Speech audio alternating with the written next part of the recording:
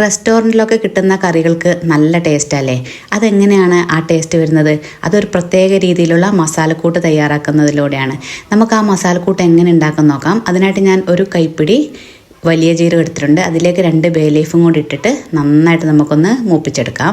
ചെറിയ തീയിൽ വെക്കണേ. അതിലേക്ക് 1 ടീസ്പൂൺ കുരുമുളക് പൊടി അല്ലാത്തത് ഇട്ട് കൊടുക്കുക.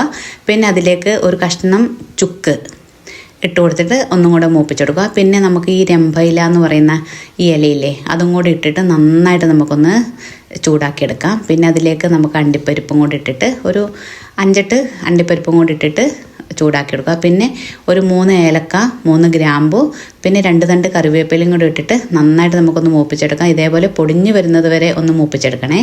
അതിലേക്ക് 1/2 ടീസ്പൂണ് മഞ്ഞൾപ്പൊടിയും കൂടെ ചേർത്ത് നന്നായിട്ടൊന്നും കൂടെ പച്ചമണം മാറുന്നത് വരെ ഒന്ന് ഇളക്കി കൊടുക്കുക. പിന്നെ നമുക്ക് വേണ്ടത് കല്ലുപ്പിട്ട് കൊടുക്കണേ. കല്ലുപ്പും കൂടി ഇട്ട് കൊടുത്ത് കുറച്ച് കല്ലുപ്പിട്ട് കൊടുത്താൽ മതി. എന്നിട്ട് നന്നായിട്ട് തണിഞ്ഞതിന് ശേഷം നമുക്ക് മിക്സിയുടെ ജാറിൽ ഒരു തുള്ളി വെള്ളം ഉണ്ടാകാൻ പാടില്ല. നന്നായിട്ട് തുടച്ചെടുത്തതിന് ശേഷം നമുക്കിതൊന്ന് പൊടിച്ചെടുത്ത് കഴിഞ്ഞാൽ റെസ്റ്റോറൻറ്റ് സ്റ്റൈൽ മസാലക്കൂട്ട് ഇവിടെ തയ്യാറായിട്ടുണ്ട്. ഈ ചാനൽ ആദ്യമായിട്ട് കാണുന്നെങ്കിൽ ഒന്ന് സപ്പോർട്ട് ചെയ്യണേ. വീഡിയോ ഇഷ്ടപ്പെട്ടാൽ ലൈക്കും കമൻറ്റും ഷെയറും ചെയ്യണേ.